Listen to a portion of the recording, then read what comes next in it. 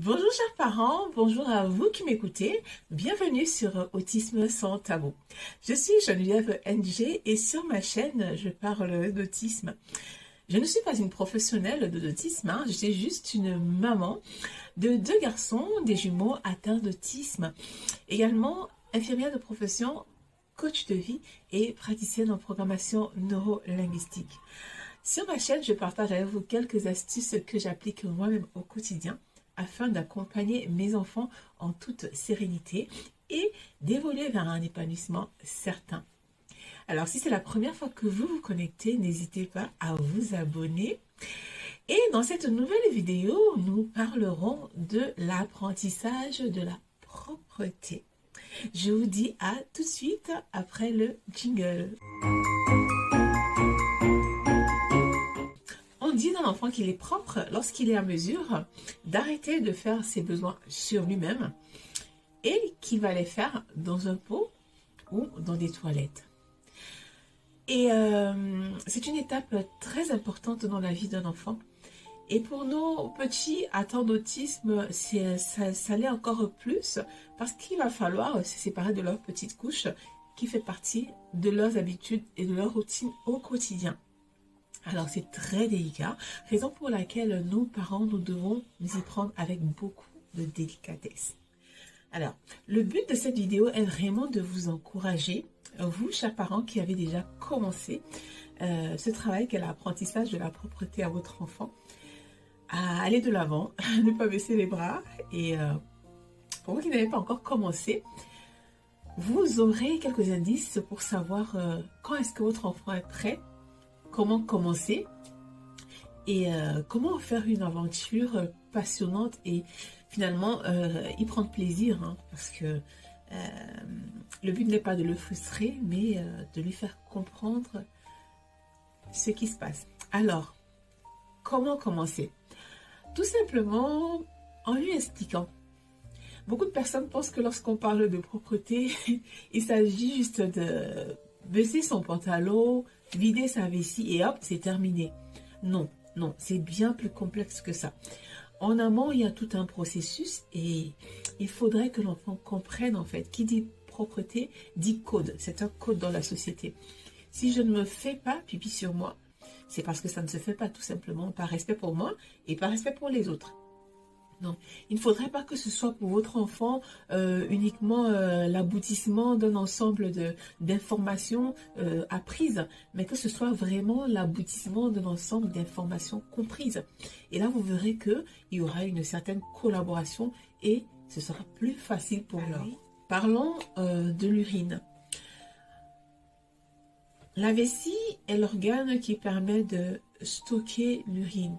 En fait, c'est un muscle qui a la capacité de se dilater pour stocker l'urine et de se contracter par la suite pour évacuer l'urine. Et ce qui se passe, c'est que lorsque la vessie est en train de se remplir, les récepteurs qui se trouvent au niveau de la membrane envoient une information au cerveau comme quoi elle est prête à être vidée. Et il faudrait que le cerveau réponde et donne un accord à la vessie pour qu'elle puisse être vidée, à condition que tout un certain nombre de conditions justement soient réunies. Le travail de l'apprentissage de la propreté à votre enfant va donc celui de l'amener à être conscient de la sensation physique qu'il éprouve lorsque sa vessie est pleine et donc de se mettre en mouvement et faire tout ce qu'il y a à faire afin d'aller la vider, que ce soit dans son petit pot ou dans les toilettes. Donc vous voyez qu'il y a tout un mécanisme derrière. Et il faut vraiment préparer l'enfant à cela. L'élément principal qui fait penser qu'un enfant est prêt pour l'apprentissage de la propreté, c'est lorsqu'il est jeûné, quand il fait ses besoins sur lui. Oui, il est jeûné. Ça veut dire qu'il a commencé à comprendre quelque chose. Il y a quelque chose qui s'est déjà passé en lui. À ce moment-là, cet enfant, il va être plus coopératif. Les enfants atteints d'autisme, si vous voulez, on s'est dit lors des vidéos précédentes que la société est faite de codes et leur cerveau a une autre lecture de l'information. Donc, il est très important pour eux de comprendre ce qui se passe. Autrement dit, ils vont rentrer dans un mécanisme d'apprentissage sans comprendre ce qui se passe. Et ça va être plus compliqué parce qu'ils sont d'autant plus ancrés dans leurs habitudes.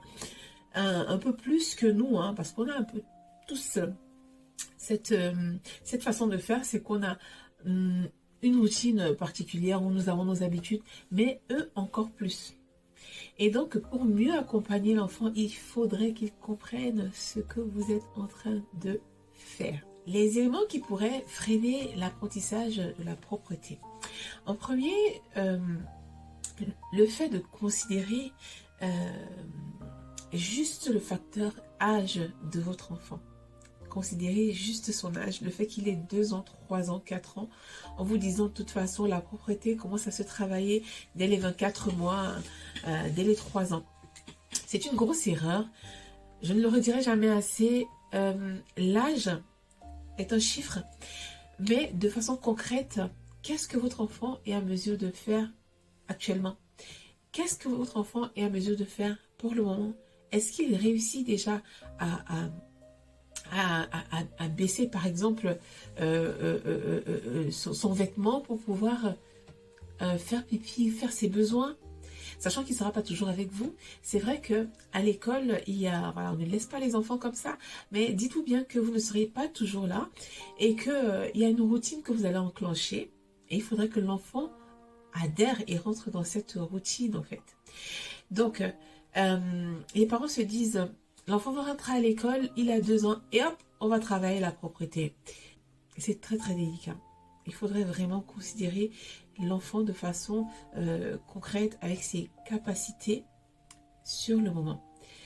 Le deuxième élément va être la pression.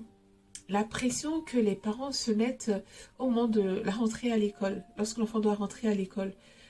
J'ai commis cette erreur parce que ce dont je vous parle aujourd'hui, je n'étais pas consciente de cela.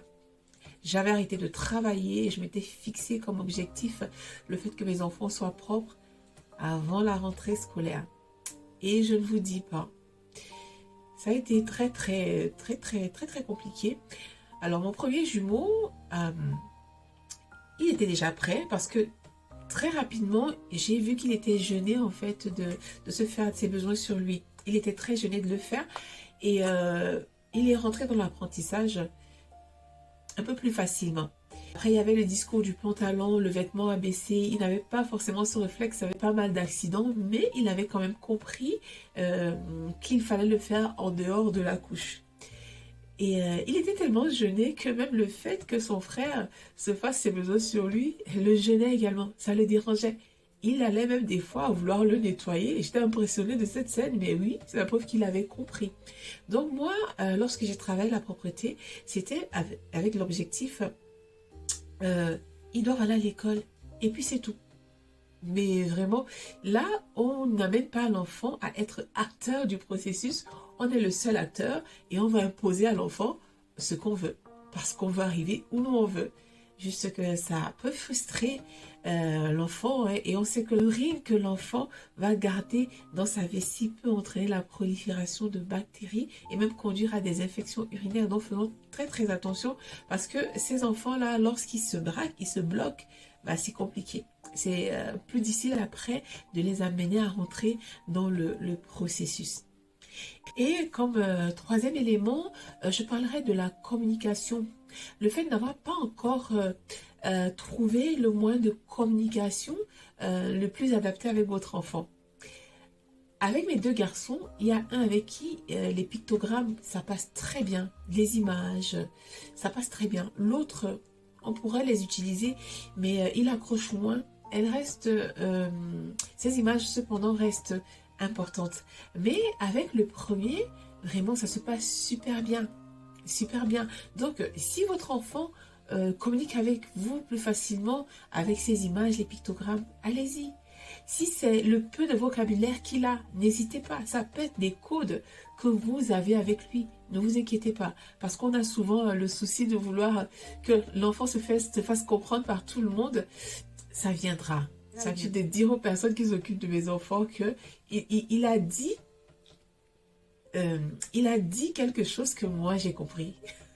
et que je vais vous expliquer. Vous voyez, en attendant que l'enfant soit en mesure de s'exprimer avec tout le monde, déjà il le fait avec vous et vous êtes le parent, vous êtes la maman, vous êtes le papa et vous êtes à mesure d'expliquer et de comprendre, déjà de comprendre ce qu'il a dit et de l'expliquer par la suite aux autres. Donc, trouvez d'abord le moyen de communication le plus adapté, ça va faciliter les échanges durant tout ce processus qu'est l'apprentissage de la propreté avec votre enfant.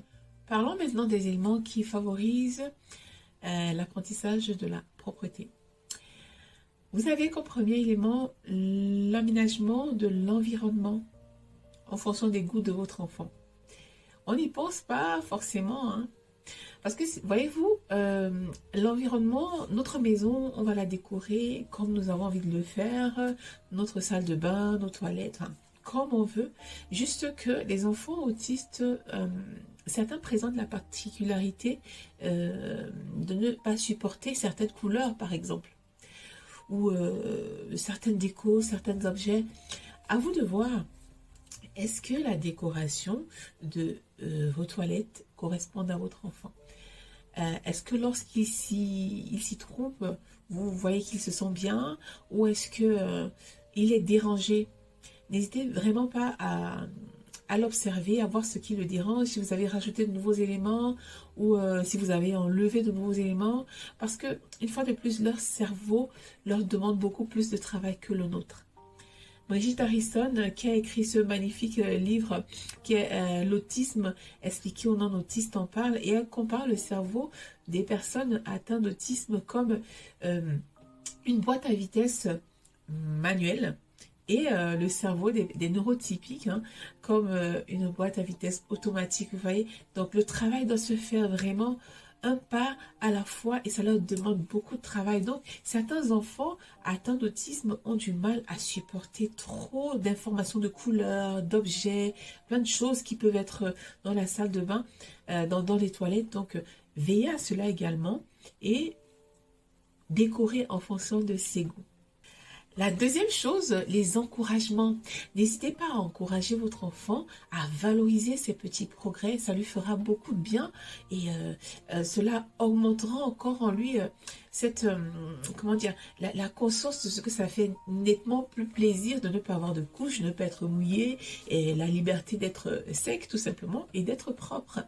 Encouragez-le, faites-lui de petits cadeaux, des petites récompenses et encouragez-vous aussi. Faites-vous également des récompenses car vous êtes en collaboration et vous avancez, vous faites également des progrès. Alors n'hésitez pas à vous faire plaisir à vous également. Un autre élément, c'est utiliser des pictogrammes. Comme je l'ai dit, des pictogrammes, des images, mais allez-y à fond. N'hésitez vraiment pas. Ça leur fait beaucoup de bien parce que le cerveau autistique, si vous voulez, a une capacité accrue pour la lecture des informations visuelles. Donc ça va accélérer les choses et ça va faciliter l'apprentissage en fait. Regardez également à votre enfant des dessins animés qui traitent du sujet et voilà, répétez cela dans le temps et cela facilitera également les choses. Autre chose, utilisez son vocabulaire. Ne cherchez pas forcément à ce qu'il fasse vos phrases. Soyez dans l'observation et utilisez son langage, les codes qu'il a pour le moment. Ça aussi, ça va l'encourager et ça l'incitera encore plus à vouloir faire des progrès. Mais vraiment, n'hésitez pas, n'insistez pas pour qu'il puisse parler et faire des phrases une fois de plus. Adaptez-vous à son langage et faites avec ce qu'il vous propose pour le moment. Partagez la routine que vous avez mise sur pied avec les professionnels qui s'occupent de votre enfant. C'est très très important.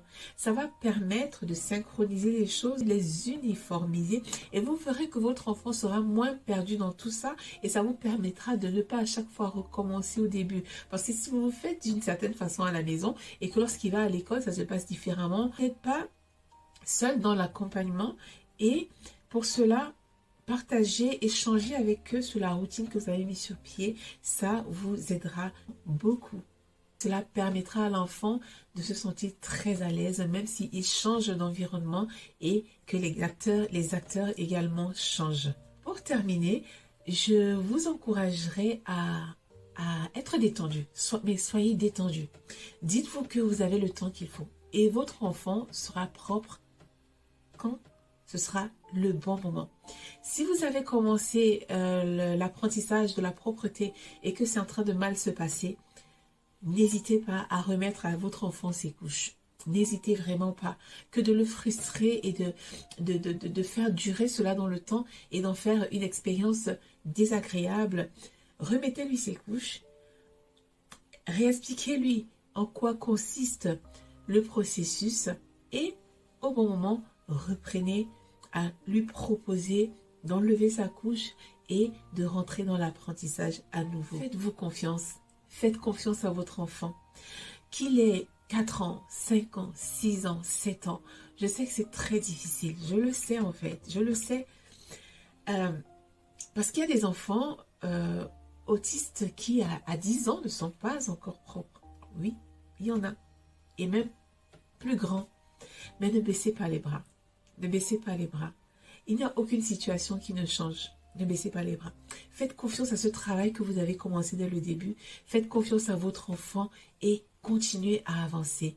Continuez à avancer. Vous verrez les résultats de ce pourquoi vous vous battez depuis tout ce temps. Évitez absolument de le comparer aux autres.